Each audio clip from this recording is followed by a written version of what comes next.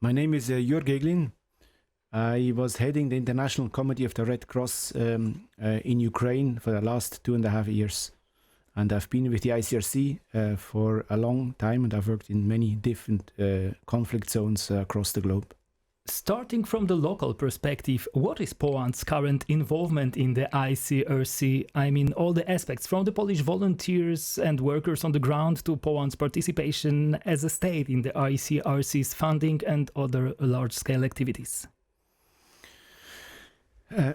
On the ground, the ICRC works quite independently, so we don't have a direct relationship with Polish organization and the Polish governments in Ukraine. Yeah, but I meant more like people of Polish nationality getting involved, for example, as volunteers and so on.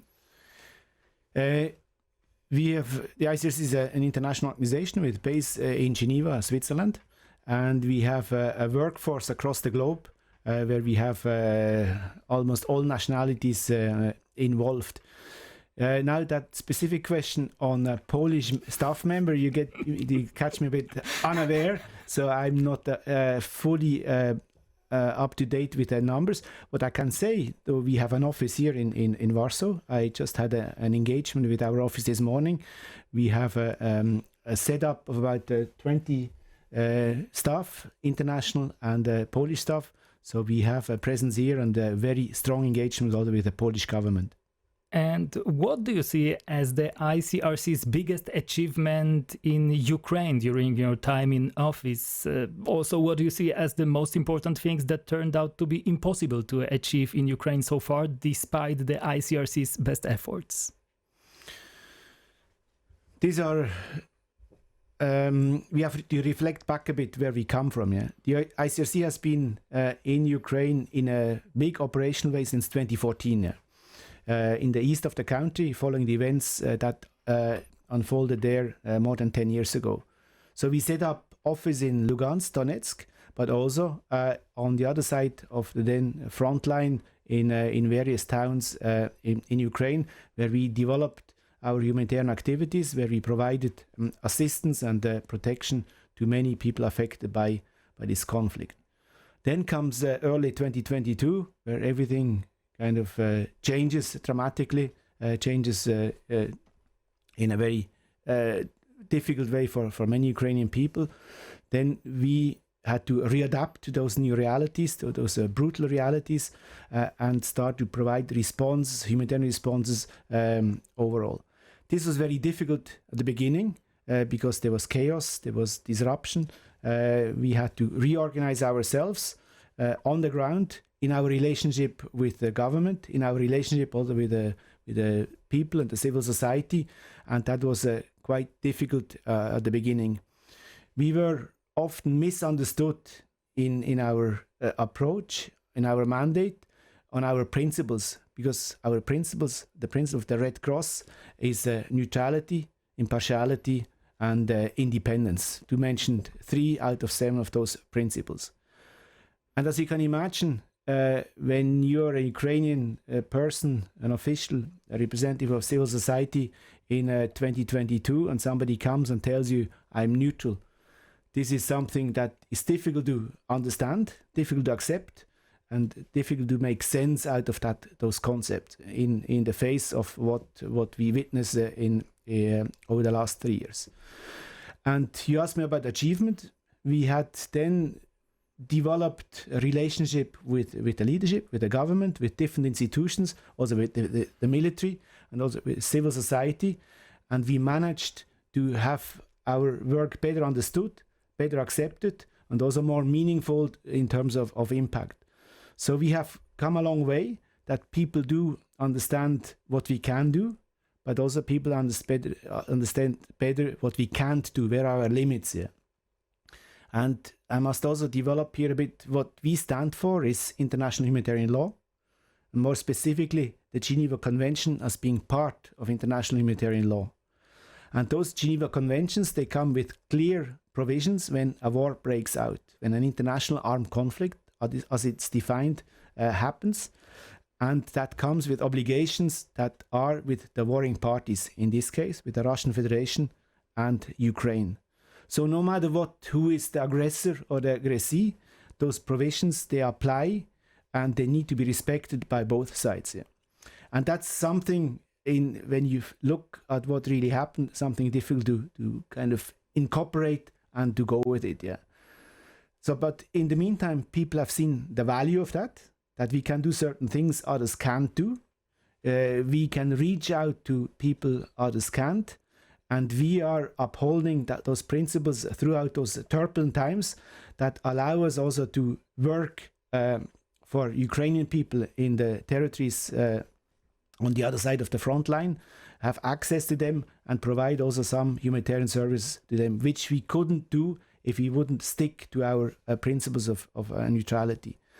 So that's an achievement. We have come a long way. We have also implemented many programs when it comes to assistance in the field of energy, support to displaced people. When it comes to medical, that's of course an important element of our work. Red Cross medical work, again, Geneva Conventions, first and foremost, people who are injured, people who are displaced, people who are protected under conventions, they have our attention. We have done a lot for a wide range of communities, individuals, family associations of missing people, of prisoners of war. So we have developed that, and people start to appreciate and value our work. And any certain disappointments, like you really wanted something to happen, apart from the obvious from the peace, but I mean, where you really wanted something to happen, but unfortunately, despite best efforts, it didn't happen? Yeah, you mention it. Of course, we are, as humans and also as a representative of the Red Cross, of course, we hope peace could come and peace could be established. When I started my assignment early 2023, I was hoping actually to leave after my time in Ukraine, a country that has found more stability. Unfortunately, this is not happening, has not happened yet. We still hope for the best. And so that's on the bigger picture.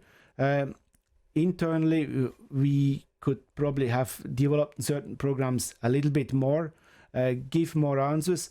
There are some shortcomings. Sometimes we are in control, we can influence certain things, but there are also certain things we can't influence that are beyond our control.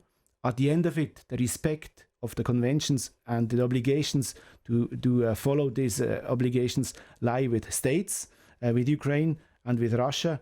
And there, the constraints that come with there, we try to influence, to advocate, to things improve, but the situation is still not ideal. That's right passage to my next question. Was the ICRC able to make any real difference when it comes to treatment of Ukrainian war prisoners and the Ukrainian civilian population under the Russian occupation? Because there are numerous reports about widespread and systemic torture, abuse, sexual violence, and other forms of maltreatment of Ukrainian soldiers and civilians alike by Putin's troops. These are issues that are out there. You described them in a very broad way, and that's also something we are looking at. ICRC, we have a specific way of going about those issues. Yeah, we are dealing with those issues in our dialogue with warring parties in a bilateral and confidential way. Yeah? So I will not comment here in public about those issues, because we seek to this dialogue, and we seek to remind responsible people in charge of their obligations and to improve things. In that sense, also, we seek access, that we understand what's really going on, in order to underline and to make those points in our dialogue with the parties. And so was this access provided actually by both sides adequately? What I can say here, this is a very asymmetric situation. Yeah? Whilst in Ukraine, we also, if you look at our websites and our activities, we are very active, and we have a good working relationship, very dynamic working relationship with the Ukrainian government, where we can build dialogue, where we can advance with things. On the Russian side, this is much more difficult.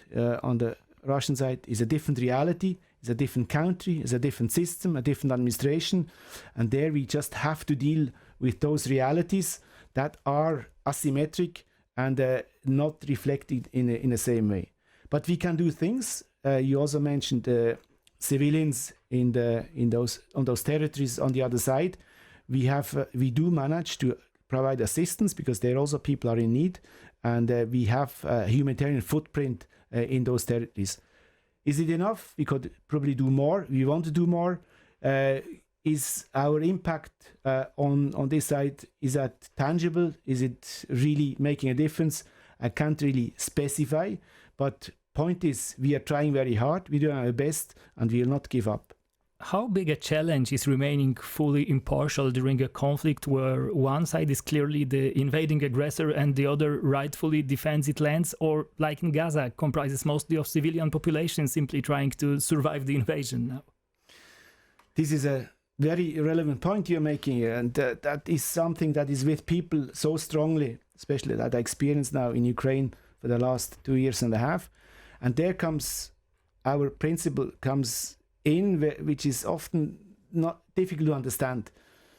We are mandated to do so. It's not our idea. This is we were mandated in our approach by the international communities. Each and every state has actually signed the Geneva Conventions, and this comes with the notion we only ask how things are done in a situation of war and not why. So this is a crucial difference. We don't ask who is the aggressor, who is the aggressee. We take note something has happened. Now, right or wrong, again, we are not judging. Now we are taking state, something has happened, a conflict is ongoing, hence you have obligations. You have obligations whether you're the aggressee or the aggressor. Within the framework of the Geneva Convention, that difference is not made. And again, this is often very difficult to understand. Yeah. So at the end, I repeat, it's about the how, the respect of the law, the rules, versus the why. And the why, again, is political, has a much bigger dimensions, and these dimensions are not in our realm of work. Yeah, I also think that's why it's important to ask this kind of question, even if I kind of expected the answer, because many people don't grasp it. So the more times it's sounded, the better, I think, so that it's better understood what you are doing. Speaking on World Humanitarian Day in Geneva, the United Nations Humanitarian Chief Tom Fletcher pointed out that over the past year, close to 400 people were killed providing aid to civilian victims of armed conflicts, which is a solemn record high and a 31% growth year on year. Hundreds more were wounded, kidnapped, and detained. So my question is, would you say this is the biggest challenge ICRC currently faces on the ground? These are terrifying numbers you're mentioning, and they were published recently. We are also faced with this reality. Yeah? So security management is something that is important for us and is crucial, that at the end allows us to operate on those frontline areas in eastern Ukraine. Yeah? But of course the dangers are out there. We sadly and tragically lost 3 colleagues just about 1 year ago on duty. We were assisting communities with fuel for a winter, with briquettes to help people go through the cold winter, and our people were caught in crossfire, and tragically we lost 3 colleagues. So this is something also that kept me awake at night at times, when we knew we had teams out there. We have to push those limits to be able to assist people, and that's something that is a limiting factor and something very difficult to deal with. Yeah. In my eyes, today's armed conflicts are often characterized by a complete disregard for the Geneva Convention you mentioned, especially by the attacking sides. With all the atrocities committed daily against civilian populations in various spots across the world, humanitarian aid providers, medical services, and prisoners of war targeted and maltreated, would you say that in 2025 this honorable document still has any meaning? Yeah, the first part of your statement, we observe that tragically as well, not only in the context we are looking at, we are talking about between Russia and Ukraine, but there is also across the globe. Yeah, it's Gaza, Yemen, indeed, Somalia, many places. Indeed, and we unfortunately see a deterioration on the respect of those very basic provisions. Yeah, at the end of it, what we bring forward is not that complicated. It is really the basic respect. That's the idea behind the Red Cross, of vulnerable people, of people that are not participating in combat anymore, of wounded people, those of prisoners of war that are actually, they're not criminals. They are taken in a situation of a conflict, and they deserve respect. And unfortunately, there we see the eroding of those principles across the globe over time. And we are indeed very worried and concerned about these trends, these developments. In this sense, our president late last year has called for a global initiative where we really want to advocate and bring to the forth the importance of those provisions that were established after the Second World War, and that we hold dear. And we hope that we as international community can hold on to those principles and make them better understood and better respected. But it's a tall order, and currently what we see across the globe is not very promising. As per the latest United Nations report, with wars and crises piling up, more than 305 million people in 72 countries will require humanitarian support in 2025, and more than 40 billion euro will be needed to help them meet their basic needs. Meanwhile, to my knowledge, the ICRC is planning to shrink its 2026 budget by 17% compared to 2025, and this is not the first year when it happens, but a continuation of an ongoing trend, if I'm correct. Can you please share what are the reasons for such cuts happening? Unfortunately, you're right again with the biggest statement on the needs globally. Unfortunately, the needs are growing. What the previous question we addressed is about the many conflicts around the globe, and in this sense, humanitarian needs are growing. And unfortunately, this is the opposite trend is going in the humanitarian landscape broadly globally, where budgets are shrinking. We are financed largely by governments, and governments, we have witnessed over the last month and years, there's a shift in approach from our main donors, and that overall envelope of humanitarian aid globally is unfortunately shrinking for different reasons, for political reasons, they have sometimes to do with internal policies, with external policy engagements. Fact is that those budgets are shrinking, and we have to adapt as such. So that forces us to focus more, set priority more clearly, be more efficient, and be very mindful with the way we use our resources. Having said that, for Ukraine, we still remain a very big operating humanitarian actor, even though our budgets are decreasing to some degree, but that doesn't mean we give up, and we still remain in our priority areas as active as we can. So from the economic point of view, is the International Committee of the Red Cross in crisis? And with the needs growing and budgets dwindling, does the financial side of things seriously impede the ICRC's actions? I'm not sure I can use the term crisis overall. It is a reality we're facing, and we have to deal with those realities. I have been with the ICRC for more than 30 years, and we have seen pressure on us over time several times. We have often had to cut down on budgets, had to streamline, had to set priorities. In a sense, yes, I think the humanitarian sector is in crisis overall. We are affected by this crisis, for sure. We are trying our best now to maneuver through those murky and unclear waters and define our priorities, set our pace, and make sure we remain relevant in those different realities we are probably facing in the months and years to come. So my last question, prior to your deployment in Ukraine, you spent time in Somalia, Sudan, and the Democratic Republic of Congo, among others, with most of these places being war zones as well. What would you say were the main differences in your experiences from these previous postings and your most recent one? I can give a twofold answer to that. The first one, the human suffering caused by a conflict, no matter what, is more or less the same across the globe. And so conflict, war, creates terrible human suffering, and that's no difference whether it's Ukraine or whether it's Somalia or South Sudan. Of course, the circumstances are much different. The political circumstances are much different, and the scale are changing as well. Yeah. And also for us as the ICRC, also the legal base is quite different. What we're facing here in between Russia and Ukraine is an international armed conflict, as defined clearly in the Geneva Convention, where all the protocols, additional conventions, the protocols apply. Or should apply. Should apply. No, they do apply. They might not be respected, but they do apply. Yeah, of course.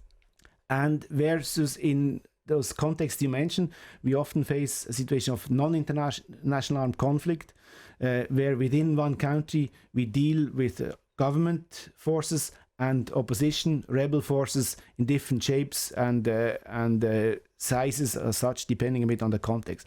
So also legally speaking, we have two very different situations, and then also the environment, of course, is much different. Here in Ukraine and Russia, we deal with functioning governments, with institutions, with capacities. So there we have to make sure we come in in a supportive role and considering what's around us. And in those other countries I've seen, often we look at different structures, different capacities coming from official sides. So it was supposed to be my last question, but I have one more. What is in the future for you? Because you remain at the ICRC, correct? And are you planning a next deployment or staying at the headquarters and taking a more, let's say, directorial role? I've been for quite a long time with the ICRC, and also I've reached a certain age. So I will end my formal employment with the ICRC after this assignment, take a bit of a step back, see a bit how my life will look in the future, take care of my family, and then come back into a pool for kind of short-term deployment. So I will not leave that world behind me. I'm still committed to our idea, to our principles, what we stand for with the International Committee of the Red Cross, and I will be hopefully able to provide some of my experience and my capacities also in the future in some shape and form. Okay, thank you very much and good luck.